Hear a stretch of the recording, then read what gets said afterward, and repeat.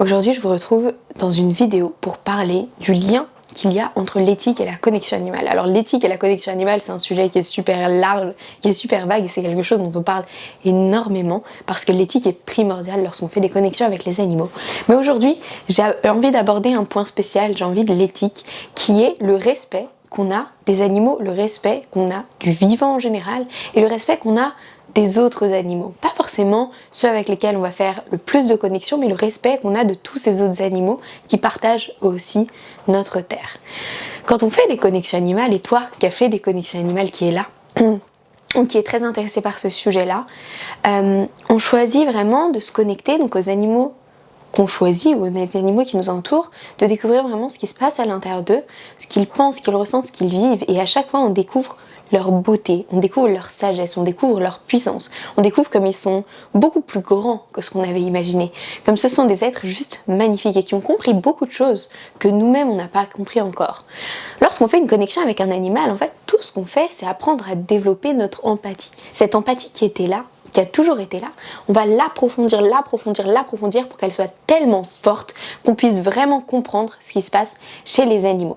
Et pourtant, je vois qu'il y a un problème, en tout cas quelque chose qui pour moi n'est pas du tout éthique, que je trouve pas du tout ni éthique ni moral d'ailleurs, dans notre rapport aux animaux. Comment est-ce qu'on peut se connecter à certains animaux, donc se connecter aux chats, aux chiens, aux lapins et aux chevaux, et d'un autre côté, continuer de participer à la maltraitance, à la torture, à l'oppression, à cette injustice qui a lieu sur tout un autre pan des animaux, qui sont les animaux d'élevage, qui sont les animaux qui vivent dans les océans, qui sont les animaux qui sont tous ces animaux-là, les cochons, les poules, les vaches, les chèvres, les poissons, tous ces animaux-là, on va continuer de participer à leur une vie de souffrance en fait. On va on va continuer de participer à leur meurtre. Et ça, c'est quelque chose qui pour moi n'est pas du tout logique et qui n'est pas du tout éthique, sachant que de base, lorsqu'on fait une connexion avec un animal, on développe tellement son empathie qu'on découvre comment ils sont beaucoup plus grands que ce qu'on a imaginé.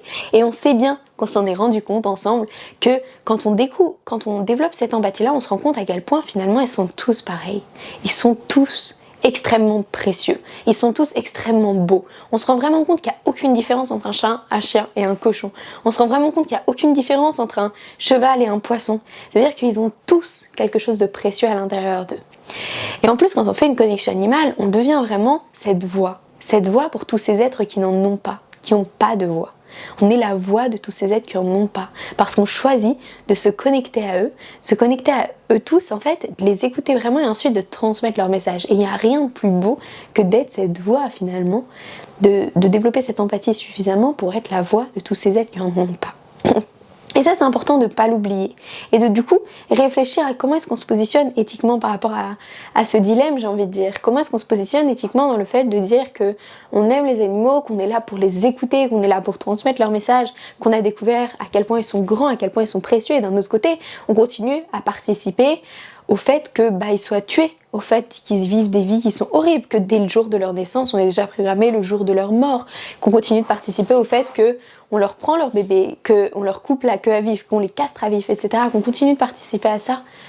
Est-ce qu'il n'y a pas quelque chose où il faudrait réfléchir sur le sujet? Surtout qu'on a vu dans la connexion animale à quel point la seule différence qu'il y a entre un poisson, un chat, un chien ou un cheval, c'est leur corps physique. Et ce corps dans lequel ils sont nés qui est différent fait que dès qu'ils sont nés, on a déjà décidé à quelle date ils vont mourir, on a déjà décidé d'une vie d'horreur qu'ils vont vivre avant de mourir extrêmement prématurément. Pour les poules par exemple, ça va être à quelques mois, alors qu'une poule normalement ça vit environ 7 ans, donc ça vit longtemps. Donc en fait tout ça, et un poussin par exemple il va mourir au bout d'un jour quand on va les trier. Donc au niveau du sexage, tout ça est quelque chose d'important, c'est une donnée à prendre en compte. Ça veut dire que quand on décide de se connecter aux animaux, quand on décide de les écouter, quand on décide de les respecter, on ne peut pas dire à un je vais te respecter, je vais t'écouter, et dire aux autres je vais pas te respecter et je vais pas t'écouter, j'en ai rien à faire parce que je vais rester dans mes habitudes, parce que c'est la tradition, etc. Alors que ça n'a pas de sens, d'autant plus qu'en se connectant à eux, on se rend compte que tous les animaux ont une puissance, tous les animaux ont une sagesse, tous les animaux méritent en fait juste ce qu'il y a de meilleur. Et si c'est même pas ce qu'il y a de meilleur, ils méritent au moins qu'on les écoute et qu'on les respecte. Et quand d'un côté on va écouter des animaux et de l'autre côté on donne de l'argent pour que certaines personnes continuent de torturer des animaux, et le mot torture n'est même pas assez fort. C'est-à-dire que quand on va dans un élevage, quand on va dans un abattoir et qu'on voit ce qui s'y passe vraiment, on se rend vraiment compte que c'est un niveau d'horreur qui est digne. Moi j'ai des réactions de stress post-traumatique par rapport à ce que j'ai vu des animaux, de voir des corps qui sont morts sur le sol et eux qui marchent sur ces corps morts, de voir la violence dont les êtres humains font preuve avec eux, de les voir tuer, de les voir se faire tuer, de les voir vivre des trucs qui sont dignes d'une... Et je pense qu'il n'y a même pas de film d'horreur qui décrit ce qu'ils vivent tellement c'est atroce, de voir les mamans être prises des bébés à peine nés pour qu'on puisse leur prendre leur lait, de voir ces poules en souffrance qui font que pondre des œufs alors qu'une poule normalement ça fait entre 10 et 20 œufs par an. 10 et 20 œufs par an, aujourd'hui on est à plus de 300, on est environ un œuf par jour. Vous imaginez pas l'énergie qu'il faut à une poule pour faire un œuf. Un œuf c'est un ovule de poule, soit dit en passant. Mais bon, ça c'est un autre sujet. Mais en tout cas, c'est extrêmement important de se poser des bonnes questions en termes d'éthique. Ça veut dire que comment est-ce que je peux écouter un, chercher à respecter, chercher à aider en fait un animal, et comment est-ce que je peux participer à la souffrance, à la torture et au meurtre d'un autre. Parce que quand on donne son argent, quand on achète un produit qui vient des animaux, quand on achète du fromage, quand on achète de la viande, quand on achète du poisson, quand on achète des œufs, on donne de l'argent à une industrie qui va faire le travail que nous on peut pas faire parce que notre corps est pas fait pour ça, parce qu'on n'a pas du tout un instinct carnivore, que nous on peut pas faire mais que quelqu'un va faire pour nous, va le mettre derrière un plastique avec des animaux heureux en photo, et du coup on va acheter ça, manger ça tranquillement. Sauf que déjà, si on devait le faire nous-mêmes, on ne le ferait pas, parce que notre corps est même pas fait pour ça. On n'a aucun instinct, on n'a aucun instinct carnivore. J'ai jamais vu un humain courir sur un écureuil, lui l'arracher avec ses dents, avec ses canines, le déchiqueter et le manger sans même l'avoir cuit. Ok ? Pourtant, les carnivores, c'est vraiment ce qu'ils font. Donc, on n'a aucun de tous ces instincts-là. Par contre, on demande à des gens de le faire pour nous. Et ces gens-là, ils le font d'une manière qui est profondément injuste, qui est profondément une oppression qui est immense. Ce qui se passe derrière les murs des élevages, ce qui se passe derrière les murs des abattoirs, tout le monde le sait, personne ne veut le voir, alors que c'est la plus grande des injustices qui existent, que c'est une oppression qui est immense, qu'on a décidé, qu'on s'est auto-proclamé en tant qu'humain comme être supérieur sur une pyramide. C'est quelque chose dont on parle beaucoup ici, de cette auto-pyramide imaginaire qu'on a créée nous-mêmes, qui fait que nous on est au top de la pyramide, au-dessus des animaux et des végétaux, mais cette pyramide elle n'existe pas. C'est nous, en tant qu'humains, qui avons décidé de ça. Pendant la Seconde Guerre mondiale, Hitler et tous les nazis, ils se sont auto-proclamés la race aryenne étant la race supérieure, et les juifs par exemple, les homosexuels, étant une race vraiment inférieure à exterminer. C'est de l'autoproclamation. Tout le monde ici est d'accord pour dire que cette autoproclamation n'a pas de sens. C'est exactement la même chose avec les animaux. On s'est autoproclamé en tant qu'humain supérieur à eux, et donc on peut leur faire les souffrances qu'on veut, parce que dans tous les cas ils sont pas humains. Mais la seule différence qu'ils ont avec nous, c'est de pas faire partie de la même espèce. La souffrance ils la ressentent comme nous, eux aussi ils peuvent penser, ils pensent pas de la même manière que nous, évidemment, mais on pense pas tous de la même manière non plus, et ça n'indique pas le fait qu'on a le droit de leur faire ce qu'on leur fait, mais en tout cas c'est une autoproclamation. C'est vraiment Milan Kundera, il dit ça et j'adore quand il dit tout au début de la Genèse, il est écrit que Dieu a inventé l'homme pour qu'il règne sur la vache, sur le bétail, sur les chevaux et sur les poissons. Bien entendu, la Bible a été écrite par un homme et pas par un cheval. Il n'est pas du tout certain que Dieu ait créé l'homme pour qu'il règne sur les autres créatures, mais il est fort probable en revanche, il n'y a pas de en revanche, il est fort probable que l'homme ait inventé Dieu pour sanctifier le pouvoir qu'il a usurpé sur la vache, sur le cheval et sur le poisson. Et cette phrase, elle est hyper importante en fait, c'est de se dire ok, on s'est mis nous-mêmes au top d'une pyramide qui est totalement imaginaire, et le fait qu'on soit mis au niveau de cette pyramide-là, ça fait qu'aujourd'hui, on a un comportement qui est inadmissible, qui est insupportable et qui est digne de quelque chose qui est profondément mal, qui est profondément mauvais, et que c'est pas du tout toutes les valeurs qu'on a tous et toutes appris à l'école, qu'on a tous et toutes appris avec nos parents, de gentillesse, de compassion, d'empathie, de générosité. Et cette pyramide, il est le moment de la détruire. Et surtout, quand on choisit de faire de la connexion avec des animaux, donc de les écouter et de les respecter, on ne peut pas dire à certains « toi je t'aime, je vais t'écouter et te respecter, toi par contre va te faire foutre en fait, et va bien vivre une vie d'horreur, et je vais même payer pour que tu vives cette vie-là ». Ça a un impact qui est immense.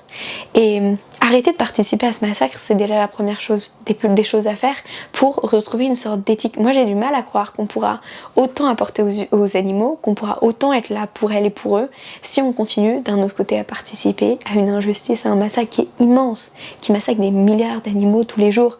C'est 3,6 milliards d'animaux terrestres tués par jour, c'est 1000 milliards de poissons pêchés, pas élevés par an. C'est énorme. Et là, on parle pas des animaux qui souffrent, hein. On parle juste des animaux qui sont tués tous les jours. Comptez le nombre d'animaux terrestres qui sont donc tués par an. C'est juste insupportable d'imaginer ça. Notre cerveau, mon moi, il peut même pas l'entendre tellement ça a aucun sens. Et pourtant, quand on achète des produits qui viennent des animaux, on participe à ce massacre-là. Donc c'est important de se poser ces questions-là, de se dire ok, est-ce que c'est vraiment aligné avec mon éthique? Ça veut dire que si je veux aider les animaux, ok, je veux aider les animaux, mais je pars du postulat qu'en plus, en me connectant à eux, j'ai découvert que tous les animaux avaient des côtés super beaux, que tous les animaux sont des messagers magnifiques. Comment est-ce que je me vois moi-même si je continue de participer à leur torture et à un massacre de l'autre côté? Et qui est quelque chose qu'en plus vous ne feriez pas vous-même, avec vos propres mains, avec votre propre couteau, avec votre propre taser électrique ou avec votre propre chambre à gaz. Parce que ça d'ailleurs, c'est pas que je vous l'apprends, on a un énorme pourcentage, plus c'est exactement 60%, mais en tout cas c'est un énorme pourcentage des cochons en France qui finissent leur vie dans une chambre à gaz. Ça vous... Voilà. Bref, c'est un autre sujet, mais ce que je veux dire par là, c'est qu'on ne peut pas payer quelqu'un pour faire ça. Moi, ça veut dire que si demain quelqu'un m'insupporte, et il y a beaucoup de gens qui peuvent m'insupporter, je ne pourrais pas payer n'importe qui pour qu'il aille les torturer et les tuer. Et pourtant, si je mettais de l'argent là-dedans, c'est ce que je ferais. Par contre, on met de l'argent pour acheter de la viande, du poisson, du lait, du fromage, des œufs, c'est exactement ce qu'on fait. On met de l'argent pour que quelqu'un le fasse pour nous. Et si on n'est pas capable de le faire nous-mêmes, demandons pas à quelqu'un de le faire. Et aujourd'hui, ce qui est triste, je trouve, c'est que tout le monde sait ce qui se passe derrière ces industries-là. Par contre, on préfère fermer les yeux, on préfère ne pas voir. Mais ça, c'est horrible. C'est horrible. Parce que c'est un exemple, hein. Mais c'est un exemple très simple. Moi, quand j'ai été à l'école et que j'ai appris tout ce qui s'était passé pendant la Shoah et pendant la Deuxième Guerre mondiale, quand j'ai appris tout ce qui s'était passé pendant l'esclavagisme, je me suis dit, comme tous les autres petits-enfants, que si ça se passait devant moi, j'aurais agi. J'aurais résisté, je les aurais aidés, j'aurais fait en sorte que ça change. Alors la Shoah, c'est un peu plus compliqué, j'aurais été dans un camp, donc j'aurais eu du mal à aider qui que ce soit. Mais en tout cas, si j'avais pas été juive, par exemple, je les aurais aidés et j'ai toujours dit ça. J'ai toujours dit ça. Et je pense que tout le monde s'est dit ça. Et pourtant, quand on massacre des êtres qui sont 100% innocents, qui nous ont strictement rien fait devant nous, souvent on se dit pas ça. Non, on ferme les yeux, on préfère pas regarder. On préfère regarder dans nos petites habitudes, etc. Et ça, c'est une chose, et c'est ok. Mais par contre, ce que j'ai envie de dire aujourd'hui, c'est que c'est important de regarder l'éthique qu'il y a derrière. Et encore une fois, on peut pas se connecter à des animaux, en aimer certains, avoir envie de leur apporter le meilleur, et dire aux autres d'aller se faire foutre, et de continuer à participer à des massacres comme celui-là. Éthiquement, c'est pas correct. C'est pas correct. C'est comme si moi j'étais psychologue et que je décidais de traiter que les personnes asiatiques. Et que je disais que les asiatiques et les personnes blanches. Et que je disais aux personnes noires d'aller se faire foutre juste parce qu'elles sont noires. Et que je disais aux personnes je sais pas moi, que je disais aux personnes du Moyen-Orient d'aller se faire foutre aussi juste parce qu'ils viennent du Moyen-Orient. Vous seriez d'accord que tout le monde me dirait que c'est n'importe quoi ce que je fais? Tout le monde me traiterait de raciste, tout le monde essaierait de faire en sorte que je change d'opinion. Ce serait la bonne chose à faire. C'est ce qu'on appelle le respect. Là, c'est exactement la même chose. Ça veut dire que moi, je peux pas voir et chacun prend son choix. Et ça, c'est hyper important. Chacun fait son choix, chacun décidera de ce qu'il veut faire. Mais pour moi, c'est très dur de voir quelqu'un qui respecte tant les chats, les chiens et les chevaux et qui, d'un autre côté, participe tant à la souffrance des cochons, des vaches et des poules. Parce que c'est la même chose. La seule différence, c'est qu'on les a pas mis à la même place dans notre échelle. Mais quand on voit comment les Chinois ils traitent des chiens, c'est juste qu'ils les ont mis à un autre endroit dans l'échelle. C'est pas pire de traiter des chiens comme ils le font en Chine que de traiter des vaches et des cochons comme nous on le fait ici. Ou de traiter des dauphins comme ils les font aux îles Féroé. C'est la même chose. C'est juste des animaux, des êtres vivants qui ont une vie, qui devraient avoir au moins le droit à la vie, qui devraient avoir le droit à la liberté et pas à une vie d'horreur. Parce que si on se met dans leur corps 2 minutes, on se rend compte de l'horreur que c'est. Donc voilà, pour toi qui es sur cette chaîne ou pour toi qui regarde cette vidéo était importante pour moi à faire. Et juste de remettre les choses au clair sur ce qu'on appelle l'éthique et sur cette dissonance qui est immense, qui existe. Et j'ai vraiment envie de remettre ça en question. Si ça t'a parlé, n'hésite pas à partager cette vidéo. Je sais que vous pouvez la partager, donc n'hésitez pas à la partager dans ce cas-là si elle t'a parlé, pour qu'elle soit vue par un maximum de gens. À me dire dans les commentaires ce que t'en penses. Il faut y réfléchir peut-être, mais ce serait bien d'y réfléchir pas trop longtemps quand même. Si vous avez des questions, n'hésitez pas. Mais moi, c'est un truc qui est dur pour moi en ce moment. C'est-à-dire que voir ça, ça me rebute quand je discute à même des gens qui sont extrêmement proches de moi et que je vois la manière dont ils traitent les animaux en consommant des produits, juste par convenience, juste parce que c'est plus facile, juste parce que ça me rend triste. Parce que ce qui se passe pour les animaux, c'est pas acceptable. Et nous qui avons suffisamment travaillé notre empathie, parce que c'est ça, si tu fais de la connexion animale, c'est que tu vas travailler ton empathie encore plus fort. Nous qui avons travaillé suffisamment notre empathie, c'est à nous, presque avant tout, d'aller défendre ces animaux-là, de se mettre à leur place et d'arrêter de participer à ce que elles et eux, ils vivent.